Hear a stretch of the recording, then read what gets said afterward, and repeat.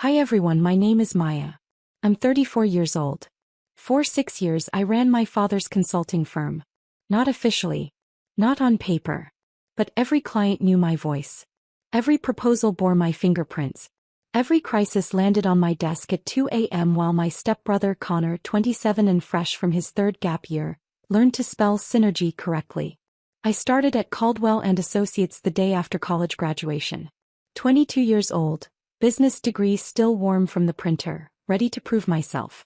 My father, Richard Caldwell, stood at the mahogany desk in his corner office and said, "You'll start in client services. Work your way up like everyone else." I did. I worked weekends. I took the difficult clients, the ones who screamed about deadlines and budgets. I learned the business from the ground up. Operations, finance, strategy, implementation. By year 2 I was handling accounts worth $2.3 million annually. By year 3 senior partners asked for me by name. My father remarried when I was 25. Patricia brought Connor, then 20, into our lives. Nice kid. Aimless but nice. Partied through business school. Quoted leadership books he'd skimmed during hangovers. Showed up to family dinners with stories about networking events that sounded more like frat parties. 6 months after the wedding my father called me into his office. "Connor's joining the firm," he said. "I want you to train him. Show him the ropes. He's family now." I nodded. Family helps family. That's what I told myself. The training started simply. I walked Connor through client onboarding, proposal writing, project management basics. He nodded along, took notes on his iPad, asked surprisingly good questions. For the first few months I thought maybe he'd surprise us all. Then the pattern emerged. Connor would sit in client meetings, charming and photogenic, while I presented the strategies I'd built. Afterward my father would clap Connor's shoulder. "Great work in there, son. You're a natural." I'd carry the laptop, the files, the follow-up action items. When the Riverside account, our second largest client at $450,000 annually, nearly walked because of a missed deadline, I worked 72 hours straight to salvage it. Created a new implementation plan, negotiated extensions, delivered results 2 weeks early. The client sent champagne to the office with a note. "To Maya, you saved us. Thank you." At the company dinner that Friday my father stood and raised his glass. "I want to toast to Connor's quick thinking on the Riverside situation. That's the kind of leadership this company needs." Connor looked uncomfortable. I looked at my plate. Mrs. Chin, our office manager for 20 years, found me in the supply room later. I wasn't crying. I was just standing there holding printer paper staring at nothing. "He knows," she said softly. "Richard knows you saved Riverside. Everyone knows." "Then why?" "Because admitting it means admitting he needs you more than he wants to." She squeezed my shoulder. "You're not invisible, Maya. You're essential. There's a difference." The invisible labor continued.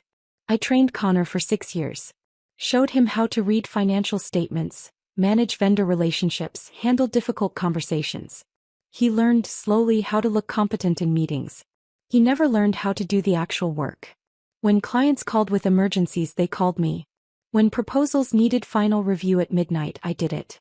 When the quarterly board presentation needed building I built it, then watched Connor deliver it to applause. My father created a new role for Connor in year 4. Junior Vice President of Strategic Initiatives. It came with a corner office, a $120,000 salary, and business cards with gold embossing. I was still senior consultant at $95,000, in a cubicle near the bathrooms. "You're doing important work," my father said when I asked about my own promotion. "Client-facing work. The foundation of this company." "I've been here 9 years," I said. "I manage accounts worth $4.5 million. I've trained every new hire for the last 3 years. I've never missed a deadline or lost a client. And we appreciate that. But leadership is about more than technical skills, Maya.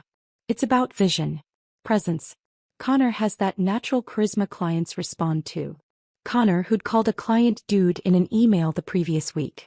Connor, who'd missed a major presentation because he'd been hungover from a bachelor party. Connor, who asked me to explain the difference between revenue and profit margin when he was supposed to be presenting our financial strategy to investors. But Connor was charming. Connor played golf with my father every Thursday. Connor called Patricia mom and made my father laugh at dinner parties. Connor was the son my father had always wanted. I was just the daughter who made it all work. The breaking point came on a Tuesday in October. My father called an all-staff meeting for 3 p.m. Unusual but not unprecedented.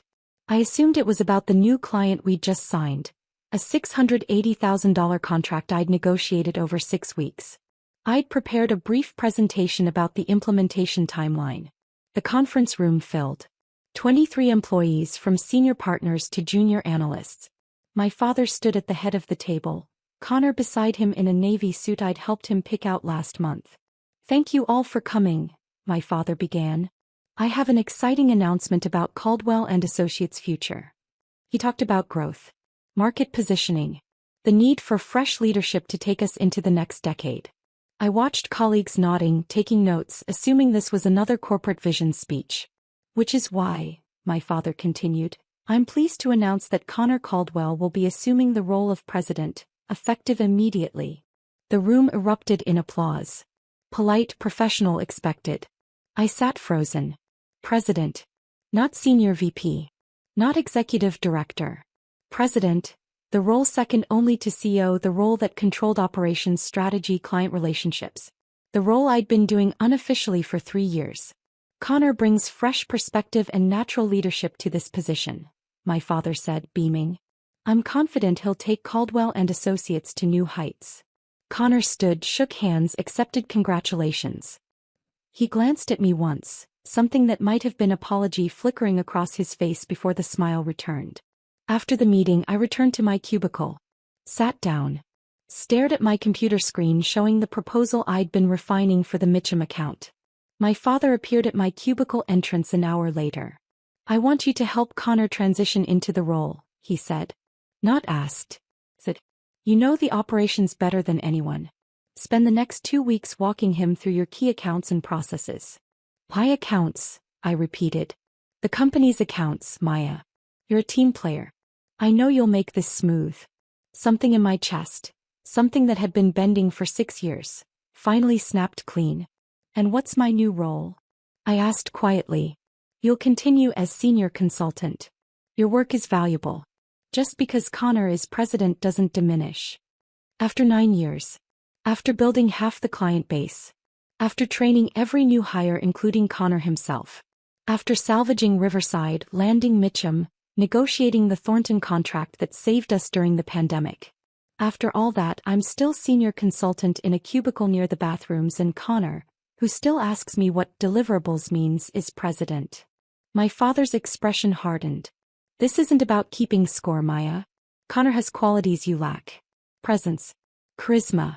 Leadership instinct. You're an excellent executor, but you're not CEO material. You never have been." He walked away. "Not CEO material." I stared at those words. Let them settle. Let them crystallize into something clear and sharp. Mrs. Chin appeared with tea an hour later. Set it on my desk without speaking. When she turned to leave, she paused. "My daughter works at Kramer Industries," she said softly. "They're always looking for senior strategists. I could make an introduction if you wanted." I looked up at her. She smiled sadly. "Just something to think about," she said. That night, I sat in my apartment with my laptop. Pulled up the spreadsheet I'd been keeping for 3 years. Not intentionally, just professionally. A habit from my compulsive documentation of everything. Every client account I managed. Every proposal I'd written. Every contract I'd negotiated. Every crisis I'd solved. Every late night, every weekend, every holiday I'd worked while Connor posted Instagram stories from beach vacations. The numbers were staggering. In 6 years, I'd brought in $18.7 million in new business. I'd retained clients with a 94% renewal rate. I'd trained 11 employees who'd been promoted past me. I'd built the foundation of Caldwell & Associates' success, and my reward was watching someone else get credit for the house. The email from Kramer Industries arrived the next morning. Subject: confidential offer, senior strategy director position. I almost deleted it. Loyalty. Family. My father's voice in my head about commitment and gratitude and team players. I opened it instead. "Dear Miss Caldwell, your work in the consulting space hasn't gone unnoticed. We at Kramer Industries are expanding our strategic advisory division and believe your expertise would be invaluable. We'd like to discuss a senior strategy director position with complete autonomy, remote flexibility, and compensation reflecting your actual contributions. Would you be available for a confidential conversation? Best regards, Dana Kramer, CEO, Kramer Industries. I stared at the screen. Read it 3 times. Then I replied, available tomorrow 6 p.m.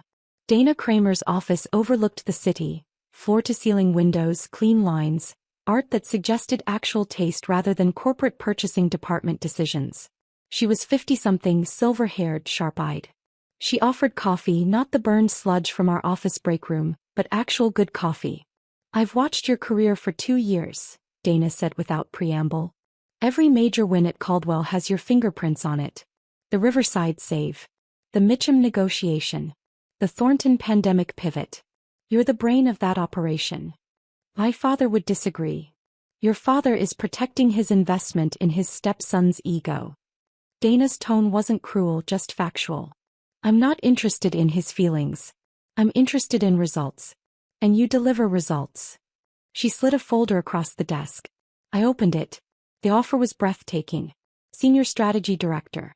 $475,000 base salary. 5 times my current pay. Performance bonuses. Equity. Full creative control over my projects. Remote work. No hierarchy to navigate, no credit to share, no training of unqualified relatives. Why me? I asked. Because you don't need a seat at someone else's table, Dana said. You build the tables. You just haven't been allowed to sign your name to them yet. I thought about my father's words. Not CEO material. I'll need to give 2 weeks' notice, I said. Take a month if you need it. I want you rested and ready, not burned out and bitter. Dana smiled. Although between us, watching Caldwell scramble when you leave will be its own compensation. I signed the offer letter that night. Gave notice the next morning. My father's face went through several interesting color variations. You're leaving? No. Right when Connor is transitioning into his new role. That's exactly why I'm leaving. He should learn to run the company he's been made president of. This is disloyal. After everything I've given you. You gave me a cubicle and a paycheck below market rate while I built your success, I said quietly. Kramer Industries gave me a title that matches my work and compensation that reflects my value. This wasn't a difficult decision. You'll regret this, my father said. His voice shook, with anger or fear I couldn't tell. You can't just walk away from family. I'm not walking away from family, Dad. I'm walking away from being treated like staff in my own father's company. Connor appeared in the doorway. Maya, wait. Maybe Dad can reconsider the structure. Make you executive VP or something. Or something, I repeated. 6 years of training you, Connor. 6 years of doing your work while you took credit. 6 years of watching you get promoted past me while I kept the whole operation running. And now, when I'm leaving, suddenly there's room to reconsider the structure. I didn't ask for this, Connor said quietly. I know. But you took it anyway. I picked up the box with my desk belongings, not much after 9 years. A plant Mrs. Chin had given me. My favorite pens. The Riverside champagne note which I'd kept in my drawer like a talisman. Mrs. Chin hugged me in the lobby. Pressed a check for $500 into my hand. Not charity, she said firmly. An investment. Come back and tell me about your success. You're going to be extraordinary. I left without a coat even though it was October and the air bit clean and cold. I just needed to be out, to be walking, to be done with the building that had consumed 9 years of my life. The night air smelled like rain and possibility. At Kramer Industries I was given an office with windows. A team that reported to me. Projects with my name on them. Lead strategist. Maya Caldwell, in bold text on every proposal. The first time Dana asked my opinion in a leadership meeting, I waited for someone to interrupt. To explain what I really meant. To simplify my words for the room. No one did. Dana just nodded and said, solid thinking. Let's build on that. Sharon, my direct manager, scheduled weekly one-on-ones not to micromanage but to ask, what do you need? How can I support your work? When I delivered my first major strategy presentation, an international expansion plan for a $2.1 million client, The board applauded. The client signed immediately. Dana sent an email to the whole company. This is what expertise looks like. Maya Caldwell just opened doors we've been knocking on for 3 years. I cried in my car afterward. Not from sadness. From the strange, disorienting relief of being seen. My therapist, Dr. Walsh, helped me process the shift. You're grieving, she said during our 3rd session. Not the job. The fantasy of what that relationship with your father could have been. He's called 17 times, I said. I haven't answered. That's boundary setting. How does it feel? Terrifying. And peaceful. Both can be true. Dr. Walsh handed me a worksheet on boundary scripts. Remember, no is a complete sentence. You don't owe anyone an explanation for protecting yourself. The evidence folder helped. I'd archived everything. Emails, project notes, client testimonials, the spreadsheet of my 9 years of contributions. Every time doubt crept in, maybe I'm being selfish, maybe I should have stayed, maybe he was right about me, I opened that folder. Let the data speak. The data said you were always enough. He just couldn't admit it. 3 months into my role at Kramer, the earthquake hit Caldwell and Associates. It started with Riverside. They called Connor with a routine question about their contract renewal. Connor, who'd never actually read the contract, fumbled the answer. Gave conflicting information. The client called back 3 times, increasingly frustrated. Then they called me. Maya, thank God. Listen, we're having issues with Caldwell and I know you've moved on, but would Kramer Industries be interested in taking over our account? I thought about loyalty. Family. The right thing to do. Then I thought about 6 years of invisible labor. Let me connect you with our client services director, I said. Riverside moved their $450,000 account to Kramer the following week. Then Mitchum called. The account I'd landed and managed for 2 years. Connor had missed 2 of their quarterly reviews. When they'd expressed concerns about strategy direction, he'd assured them, the team has it handled, without understanding what the concerns were. We don't want the team, the Mitchum CEO told me over coffee. We want you. You were always the brains behind Caldwell. We're just following the results. Mitchum brought $680,000 to Kramer. The 3rd defection made headlines. Thornton Industries moves advisory account to Kramer, seeking proven leadership. My phone exploded with messages. Connor first, tone no longer casual. Maya. We need to talk. Dad is. Can you call me? Please. Then board members from Caldwell. Perhaps we could schedule a meeting. Discuss possibilities. Then my father. You're poaching our clients. This is industrial sabotage. I blocked the number. Dr. Walsh had prepared me for this. They'll escalate when they realize they can't control you anymore. Expect commands, then guilt, then threats, then begging. Don't engage unless you want to. I didn't want to. Dana, however, was delighted. 3 major accounts in 3 months? Maya, you're not just good at this. You're exceptional. I'm promoting you to Executive Strategy Director. Here's your new compensation package. The new offer included equity worth $850,000 when it vested. I'd made more in 3 months at Kramer than in 9 years at Caldwell. The confrontations started in month 4. Connor showed up at my apartment building. The doorman called up. There's a Connor Caldwell here for you. Tell him I'm not available. Through the lobby camera feed, I watched Connor stand there for 10 minutes, looking lost before finally leaving. My father tried next. Showed up at my office building, made it past security somehow, waited in the lobby. Dana's assistant intercepted him. Miss Caldwell isn't taking meetings today. Would you like to leave a message? The message he left was 17 minutes of voicemail. I listened to 3 minutes. Heard betrayal and family and reputation and deleted it. The formal letter arrived via courier. Legal letterhead. Caldwell and Associates was exploring legal action regarding client solicitation and breach of non-compete. I forwarded it to Kramer's legal team. They laughed. You never signed a non-compete, the attorney said. And clients choosing to follow their preferred consultant isn't solicitation. If Caldwell wants to sue, we'll countersue for wage theft. You were doing director-level work at consultant pay for years. I sent my father one text. I have documentation of 9 years of contributions. Your lawyers will find it expensive. Don't. The lawsuit threat disappeared. Patricia called, crying. Maya, sweetie, your father's blood pressure is through the roof. The doctor says stress like this could cause a heart attack. Could you at least talk to him? For my sake. Patricia, I'm sorry Dad is stressed. But his blood pressure isn't my responsibility. It hasn't been for a long time. But we're family. Family doesn't use one daughter's labor to build another child's career, then act surprised when she leaves. I said it gently, firmly. I wish you all well.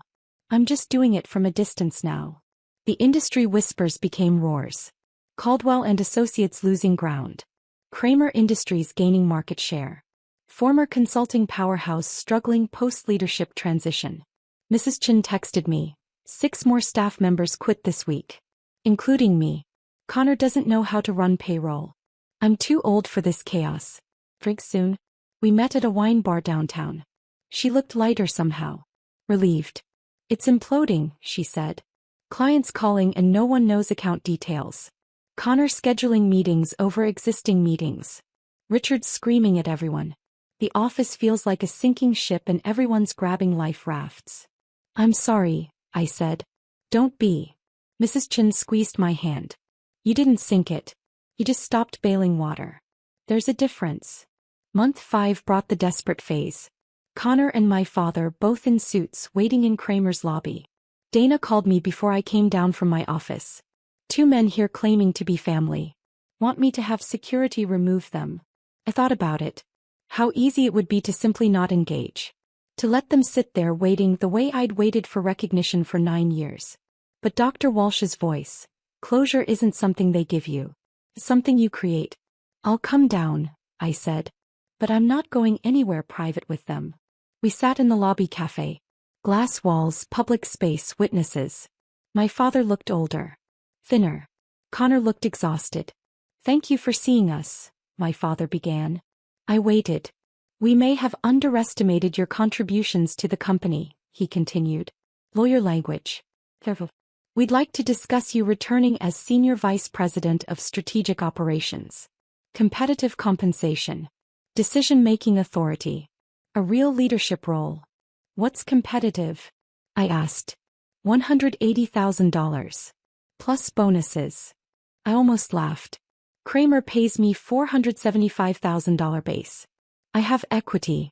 I have autonomy. I have respect. Why would I take a pay cut to return to a company that called me not CEO material? I was wrong about that, my father said. His voice cracked slightly. I see that now. You were running things. You always were. Connor needed the opportunity. And I didn't? Silence. You built a company that couldn't function without the person you refused to promote, I said quietly. That's not my failure, Dad. It's yours. Connor spoke for the first time. I never wanted this. I told Dad you should have been promoted. But he insisted I was ready and I wanted to believe him. I know, I said. And I did. Connor wasn't malicious. Just weak. Just willing to accept what he hadn't earned because it was easier than fighting. But you took it anyway. You stood in boardrooms and accepted credit for work I did. You could have refused. You didn't. The company is dying, my father said flatly. We've lost 12 accounts. Half our staff. Investors are pulling out. If we don't turn this around in 60 days, we're filing bankruptcy.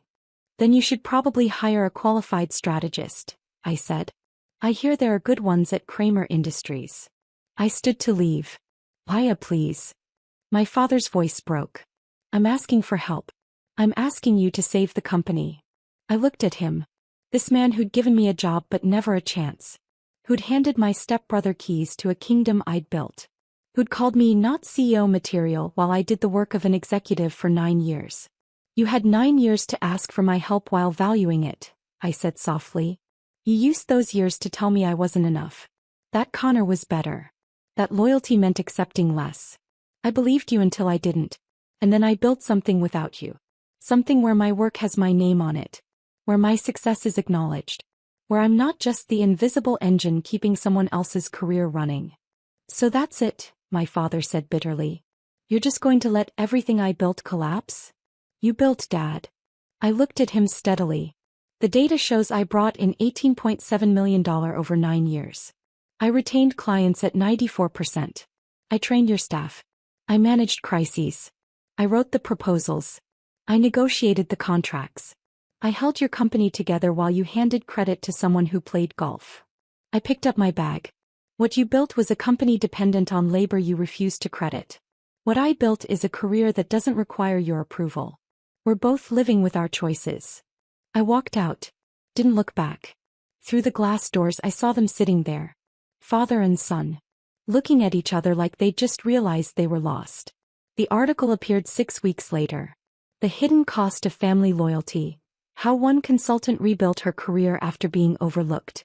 The city's business journal had contacted me about an interview. At first I declined. Too personal. Too raw. But Dana encouraged it. Your story matters, she said. There are 100 other Mayas out there working in family businesses, being told they're not enough while doing everything. They need to know they can leave. The interview was fair. Factual. I didn't name Caldwell directly, but the details were specific enough. The journalist did excellent research. I spent 9 years building someone else's career while being told I wasn't leadership material, Caldwell explains. The data showed otherwise. Sometimes the people who should see your worth are the last ones who will.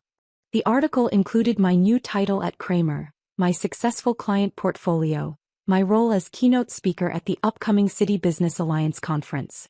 It went viral in professional circles. My inbox flooded with messages from women in family businesses. Men in family businesses.